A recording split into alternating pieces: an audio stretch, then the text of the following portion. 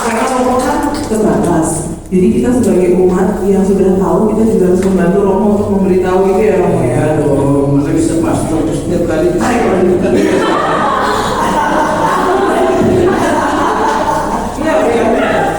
Saya sering kali begitu ya, spontan mengatakan orang itu, sini ada sampah, langsung aja. Ini orang tahu tapi dia tidak buat.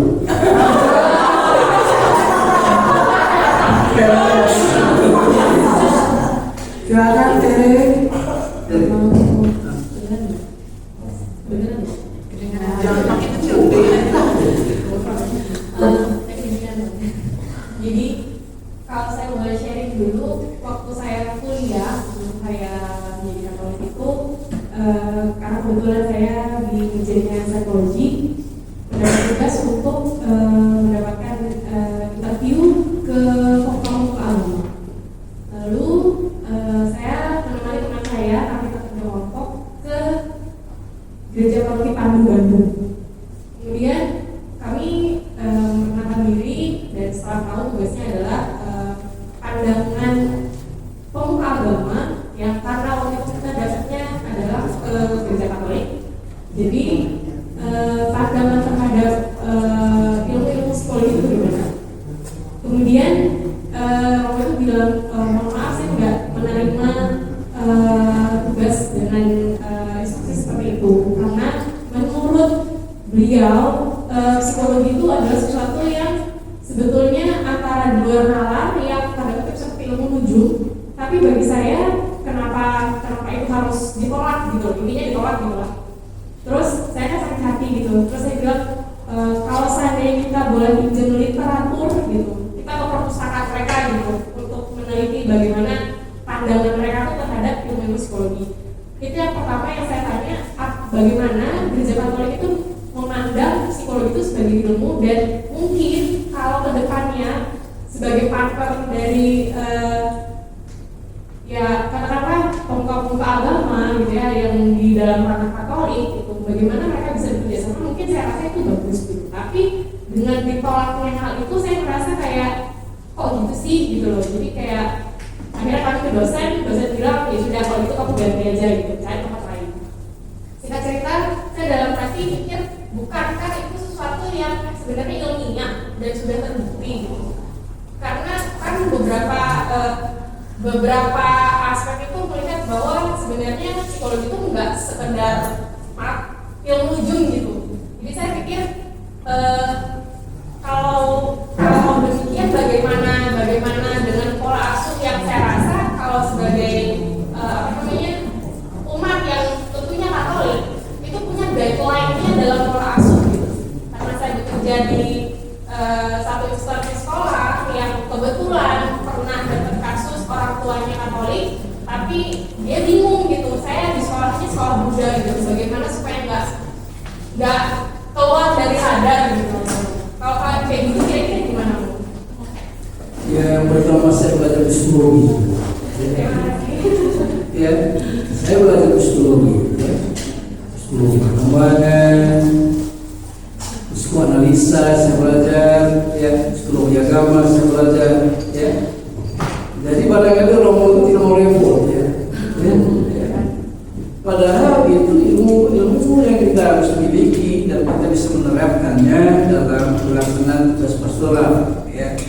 Jangan berpikir bahwa pastor tidak bisa mengerti banyak hal yang berhubungan dengan masalah psikologis. Ya, satu contohnya, ya, kita seringkali bertemu dengan orang kesurupan itu ya. Banyak kali orang katakan itu setan, dalam itu adalah masalah psikologis yang diangkat. Ya. Ya, saya biasa praktikkan hal itu karena saya tahu bahwa ini ilmu yang membantu saya dalam konteks pelaksanaan tugas pastoral. Baik Romo, terus untuk pertanyaan terakhir saya, apakah sebenarnya ketika kita menawarkan, misalkan saya ilmuwan psikologi, saya mengajukan misalnya instrumen untuk testingnya itu grafis gitu, karena menurut saya kalau dianalisa secara katakanlah kayak ada scoring 1, 2, 3, 4, 5, 6, 7, 8, 10, kalau dihitung secara rasional itu jatuhnya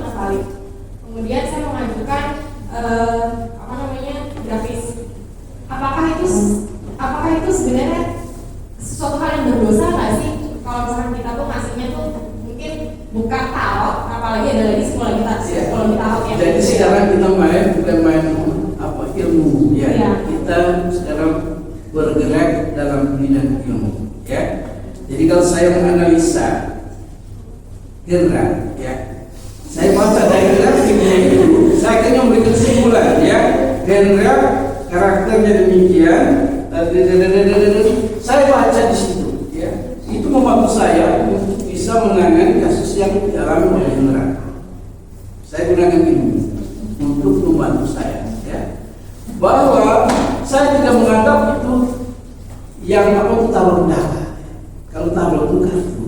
Pernah lihat kan, saya pernah seorang lanang di sana, tanggal saya, Romo Yosef Mari, saya mau tunjukkan kau taruh. Saya pergi, saya sedang lihat, dia mulai cok dalam sekarang minum. Beli saya tidak percaya. Dan untuk saya sendiri tidak bisa dengan ini, apa dasarnya ini ya, untuk bisa menentukan ini. Tapi kalau umpamanya analisa psikologis lain ceritanya. Daerah yang tahu ya, saya tidak mau banyak ya. Terima kasih Romo. Ya. Lagi satu Romo, apakah sebenarnya pastoral itu membutuhkan tenaga-tenaga seperti ilmuwan psikologi yang sebetulnya kira-kira masih bisa membantu gitu Romo? Khususnya dalam hal pola asuh anak gitu Romo. Pertama pasti konseling. Konseling itu sangat diperlukan ya. Sehingga sekolah-sekolah kita sekarang ada bimbingan konseling ya. Itu sangat membantu. Anak-anak yang dipanggil lalu mulai menjadi tahu kenapa dia begini. Orang tuanya dipanggil. Kesimpulan anak ini harus begini. Itu fungsi dari ilmu psikologi, khususnya DK ya, bimbingan konseling. Ya, Romo, terima kasih banyak. Terima kasih.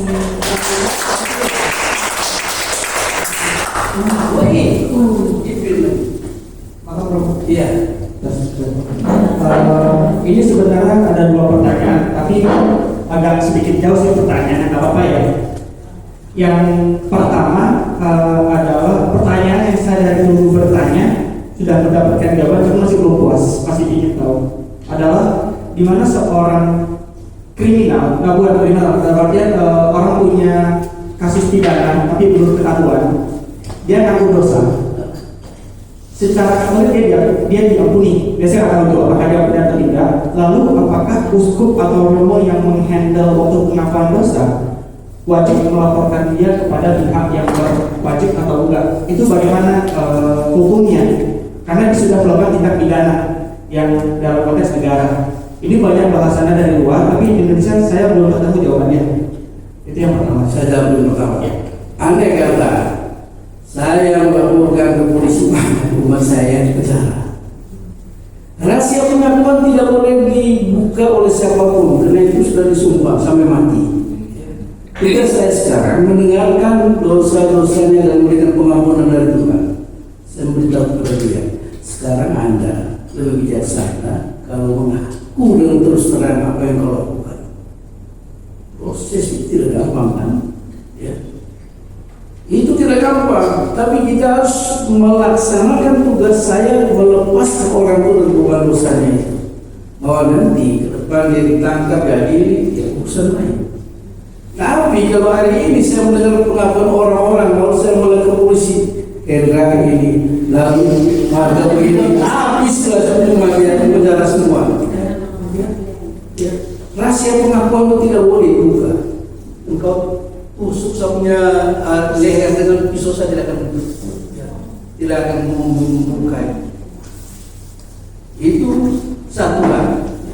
Itu Berarti itu balik lagi ke orang yang mau mengaku, apakah dia mau mengaku kepada pihak berwajib atau enggak? ya, jadi sekarang begini, kita mengarahkan orang itu ya. Kalau Anda mau supaya beban batinmu ini terlepas, maka kini karena engkau sudah mengambil duitnya orang itu, maka sekarang tolong kau kembalikan.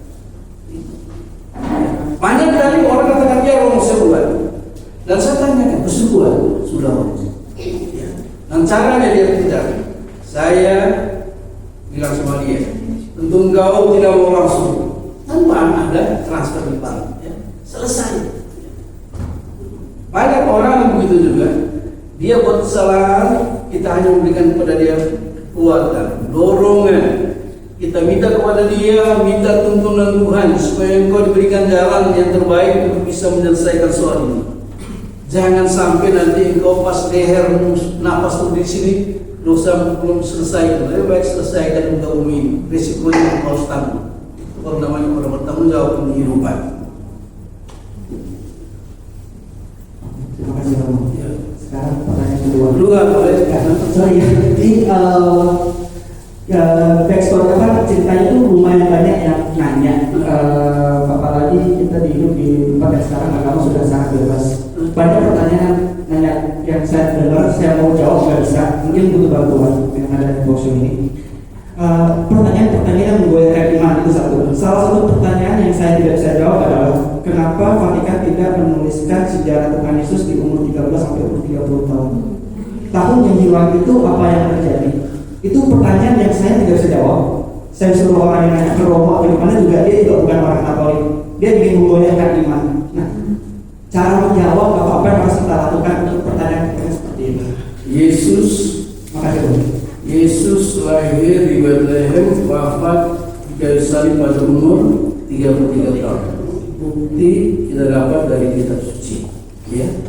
Sekarang kita mau mencari tahu tentang kehidupan Yesus yang tidak tercatat dalam kitab suci. Itu bukan soal gampang. Kalau soal manusiawi, Anda bisa menelusuri. Tapi rencana ilahi tidak mungkin engkau sebagai seorang manusia yang juga terlalu kecil untuk bisa mengerti tentang kebesaran ilahi itu. Ya. Orang pintar bagaimanapun cari akan gagal. Karena justru di situ kau tunjukkan engkau ciptaanku. Engkau bukan Allah. Saya berkuasa atas kehidupanmu. Ya beda. Ya, jadi saya pada waktu reaktor ya senang juga diskusi gitu. Ada seorang dosen kami, dosen kitab suci. Lalu kami tanya, dosen prof, kalau Yesus lahir itu ya dia umur gini loh. Pada masa mudanya dia tinggal di mana? Ya, masa mudanya dia di mana? Ada orang bilang dia ke India. Ya, ya, ada orang bilang di India. Ada buktinya. Ya, tidak ada buktinya. Ya.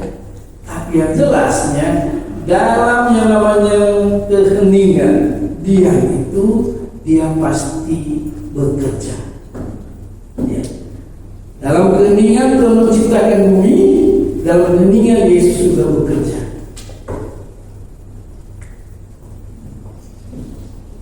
Sampai sekarang saya sendiri belum pernah saya baca atau satu bukti otentik yang mengatakan bahwa Tuhan Yesus itu dari umur sekian sampai 33 tahun ada kerja di sini. Tapi yang jelasnya dia punya bapak kan tukang kayu ya.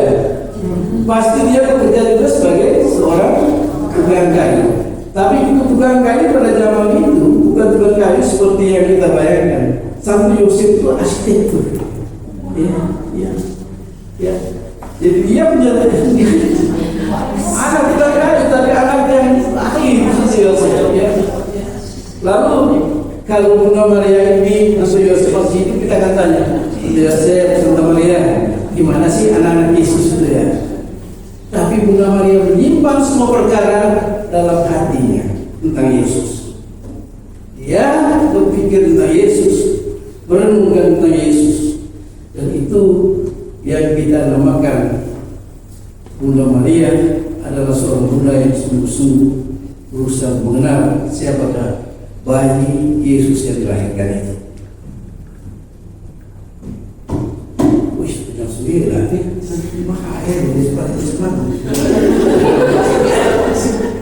Ada pertanyaan lagi? Ya lagi. Dua orang lagi webinar sama Vivi. Ya.